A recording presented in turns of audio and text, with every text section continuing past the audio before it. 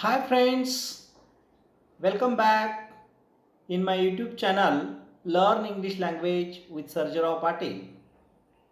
Today we are going to discuss writing skill activity, letter writing. You know that there are 20 marks for writing skill. Question number 5, first activity is regarding letter writing. You know that there are two types of letter writing, informal letter and formal letter. You know that these two types of letters. Today we are going to discuss about informal letter. First of all, let me clarify what is meant by letter writing. You know that letter writing is a very important mode of communication. It is very useful in personal and professional development of an individual. The students should be able to differentiate informal or friendly messages from messages sent to officials. The teacher is expected to impart the objectives of all types of letter writing. The students must be taught both the formal and informal letter writing. The objective here is to see that the student learn the format of each given type of letter properly along with the language used. Dear friends, you know that the format of informal letter as well as formal letter. Still, I am going to discuss the format of these two letters and the marking scheme of these two letters, formal letter and informal letter. You know that in our examination, in the activity sheet, both types of letters will be given for the students can choose any one of them. Means question number 5A, A1 and A2, both activities are given for letter writing. One activity is about informal letter and second activity is about formal letter. You have to choose one out of two. दोन पत्रापैकी एक पत्र तुम्ही निवडायचं आहे. एक अनौपचारिक पत्र असतं, एक औपचारिक पत्र असतं. आता आपल्याला या दोन्ही पत्राचं फॉर्मॅट माहीत असणं आवश्यक आहे, मार्किंग स्कीम माहीत असणं आवश्यक आहे आणि जर आपल्याला फॉर्मॅट माहीत असेल तर त्या पद्धतीने आपण पत्र सोडवू शकतो. Emotions, opinions should be well express through proper words. यामधून आपल्या योग्य शब्दाद्वारे आपल्या भावना, आपली मतं मांडता आली पाहिजेत. Letter should be written in block format. All the components of the letter should be align to the left. विद्यार्थी मित्रो,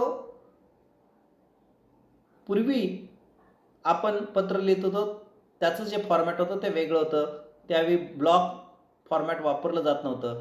पण नवीन सिलेबसनुसार आपण ब्लॉक फॉर्मॅटमध्ये पत्र लिहितो. त्याचं एक्सप्लेनेशन मागच्या सेशनमध्ये पण दिलं होतं आणि आता आपण पत्र सोडवताना ते पाहणार आहे. या ठिकाणी समासाला लागूनच प्रत्येक स्टेप आपल्याला लिहायची असते. समास सोडायचा नसतो. फक्त प्रत्येक स्टेप झाल्यानंतर आपल्याला एक ओळ सोडून द्यायची असते. We have to skip one line for after the first step. पहिल्या स्टेपनंतर आपल्याला एक ओळ सोडून द्यायची असते. Now look at the marking scheme of formal and informal letter. The following point should be considered while writing a letter. Letter writing marking scheme. You know that letter writing activity is given for 5 marks, and it is a very important. You have to choose one letter, either formal letter or informal letter. You have to solve one activity out of 2. या दोनपैकी एक activity तुम्हाला सोडवावीच लागते, मग ते formal letter असो किंवा informal letter असो. मग आपल्याला या दोन्ही पत्राची मार्किंग स्कीमसुद्धा माहीत असणं आवश्यक आहे आणि फॉर्मॅटसुद्धा माहीत असणं आवश्यक आहे. फॉर्मल लेटरमध्ये बघा, look at formal letter marking scheme. Sender's address and date for half mark, recipient's address for half mark, subject and salutation for half mark, and main body for 2 marks, subscription and closing for half marks, and last and very important point is for grammar for 1 mark. Means whatever you are going to write, it should be grammatically correct, otherwise you will not get out of out. Means you have to write without any mistake, grammatically mistake. Okay, now look at the marking system of informal letter. Sender's address and date for half mark, salutation for half mark, main body 2.5 marks, closing paragraph closing for half mark, and grammar for 1 mark. In this way marks are allotted to the every step, and this is the marking scheme of formal letter and informal letter. हे marking scheme आहे, गुणदान योजना आहे, हे माहीत असणं आवश्यक आहे. आता सेंडर्स ॲड्रेस अँड डेट कसं लिहायला पाहिजे किंवा कशा पद्धतीने लिहिलं जातं हे आपण एका पत्राच्या माध्यमातून पाहणार आहेत. रिसिपेंट म्हणजे आता ज्यावेळी फॉर्मल लेटर घेऊ त्यावेळी रिसिपेंट्स ॲड्रेस कसा तयार करायचा, कसा लिहायचा असतो हेही सांगेन मी तुम्हाला, पण ते फॉर्मल लेटरमध्ये बघू आपण. इन्फॉर्मल लेटर लिहिताना कोणकोणती काळजी घ्यायची किंवा कसं पत्र सोडवायचं, प्रश्न कशा प्रकारे विचारला जातो परीक्षेमध्ये, ती ॲक्टिव्हिटी कशा पद्धतीने येते आणि ती ॲक्टिव्हिटी कशा पद्धतीनं आपण सोडवायची हे आपण आता चर्चा करणार आहोत. Now look at one activity. I have taken one activity. Question number 5A, letter writing for 5 marks. A1 or A2, do any one of the following. 2 activity दिलेल्या आहेत बाबा बॉक्समध्ये. Informal letter, A1 is a informal letter, A2 is a formal letter. Now what is the question, what is the activity? Suppose you are Ganesh or Gauri Patil from Mumbai. Read the advertisement given below and attempt any one of the letters given below it. आता तुम्हाला कल्पना करायची, imagine you R Ganesh और Gauri Patil from Mumbai, असंही परीक्षेत दिलेलं असतं. म्हणजे कल्पना करायची की तुम्ही स्वतः आता कुणाच्या भूमिकेत आहात, गणेश पाटील किंवा गौरी पाटील आहात आणि तुम्ही मुंबईमध्ये राहतात असं समजून असं समजून तुम्हाला ही जाहिरात वाचून त्या जाहिरातीच्या आधारे दोन्हीपैकी एक पत्र लिहायचं परीक्षेमध्ये. इन्फॉर्मल लेटर काय म्हटलं बघा आपण. Read the given advertisement, write a letter to your father asking permission to join your school's tour to Goa. Make use of the points given in the advertisement. You may add your own points. Now look at the advertisement. What is the advertisement? Visit Scenic Beauty. The heading is given there. Visit Scenic Beauty. Enjoy seafood and the life in Goa. A living paradise on earth. Visit temples and churches, experience boating and all water sports, comfortable stay and enjoyable sea beaches. Contact the officer in charge, Goa Tourism Department, Goa, PIN 403505. This is the advertisement. With the help of this advertisement, we have to write letter to your father. या जाहिरातीच्या आधारे तुम्हाला आता वडिलांना तुमच्या पत्र लिहायचं आहे. How can we write it, आपण हे कसं लिहू शकतो. Now look at, I have written here.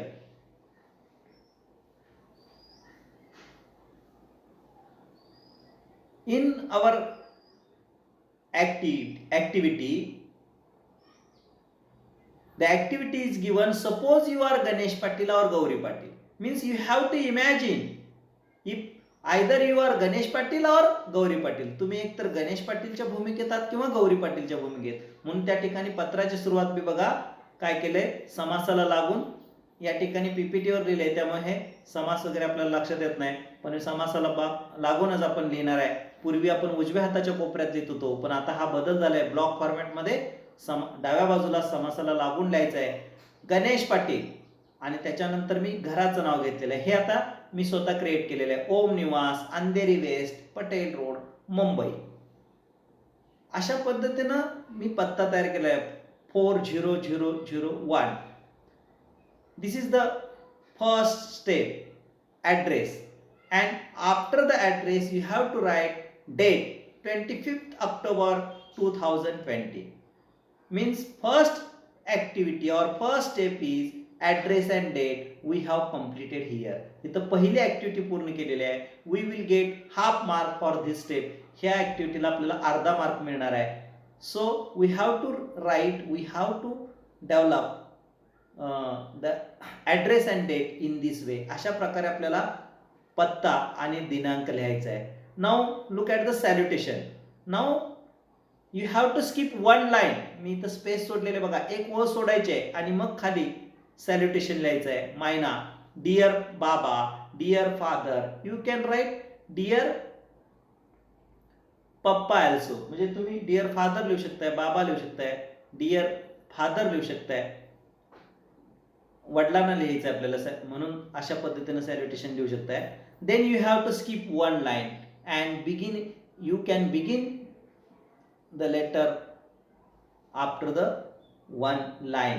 एका ओळीनंतर तुम्ही पत्राला सुरुवात करू शकताय. First of all I would like to tell you, your beginning should be proper and your beginning should be attractive. Your beginning should attract the reader's attention. तुम्ही वाचकाचं लक्ष वेधून घेतलं पाहिजे, अशी आकर्षक सुरुवात असली पाहिजे. वेगवेगळ्या पद्धतीने सुरुवात करता येऊ शकते.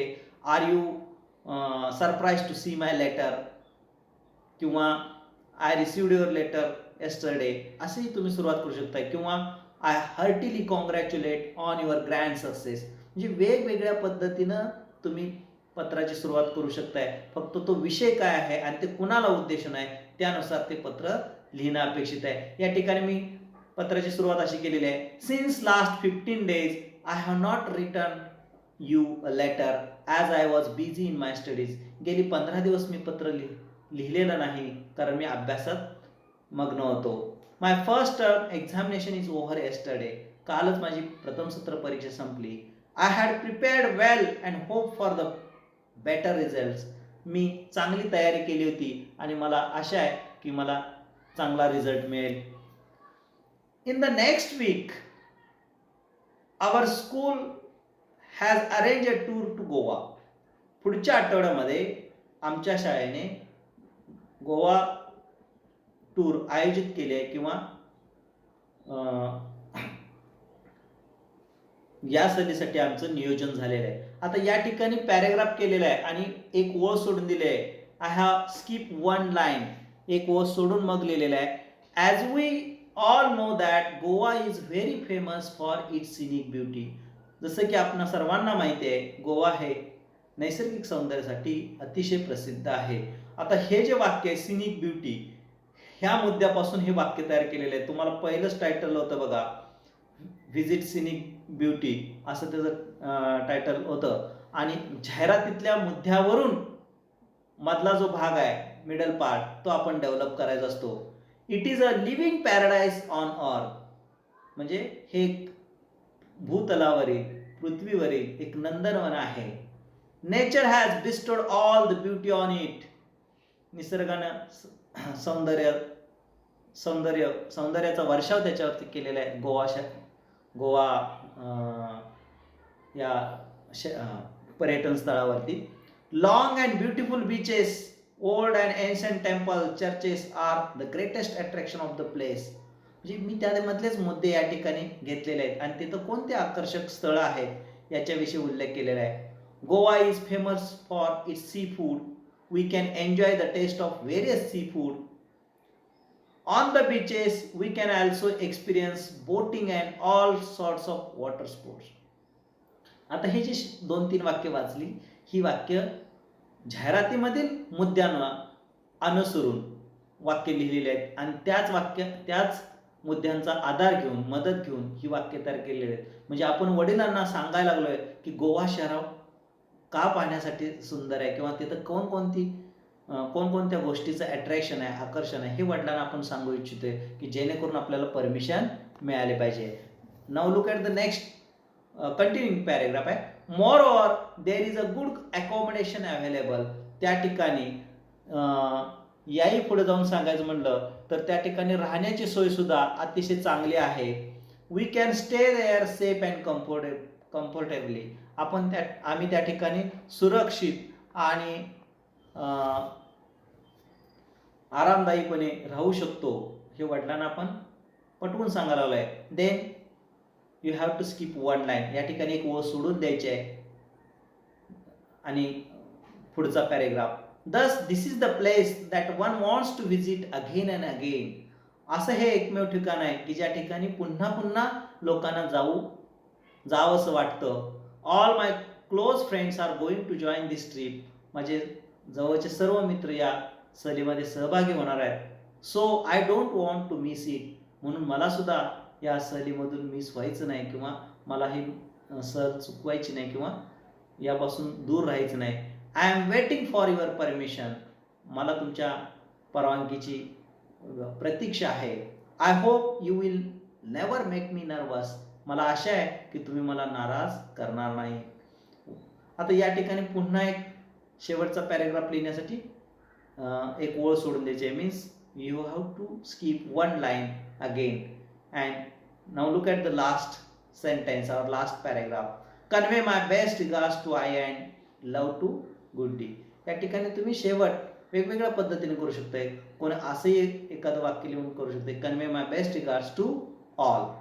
तर याला आपल्याला हे शेवटच्या ओळीला आणि क्लोजिंग करण्यासाठी अर्धा मार्क आहे. युअर्स लव्हिंग, परत एक ओळ सोडायची आहे. You have to skip one line again and at the end you have to write yours loving son or yours lovingly. तुम्ही दोन्हीपैकी काही लिहिलं तर चालेल. युअर्स लव्हिंग डॉटर, मुलगी असेल तर ती काय म्हणेल युअर्स लव्हिंग डॉटर. मुलगा असेल तर काय म्हणेल yours loving son. Or you can write yours lovingly असंही लिहू शकताय. आणि शेवटी तुम्ही वरती जे नाव लिहिले, गौरी लिहिलं असेल तर गौरी, गणेश लिहिलं असेल तर Ganesh. In this way you can write your letter, informal letter. Informal letter कसं लिहावं हे सांगितलं मी. प्रत्येक स्टेपला आपल्या मार्क आहेत हे लक्षात ठेवा. ॲड्रेससाठी आपल्याला address and date half marks, salutation half marks, and body of the letter 2.5 marks, and closing paragraph किंवा closing sentence for half mark, and grammar for 1 mark. You remember it, you should remember it, this marking scheme and format of letter writing.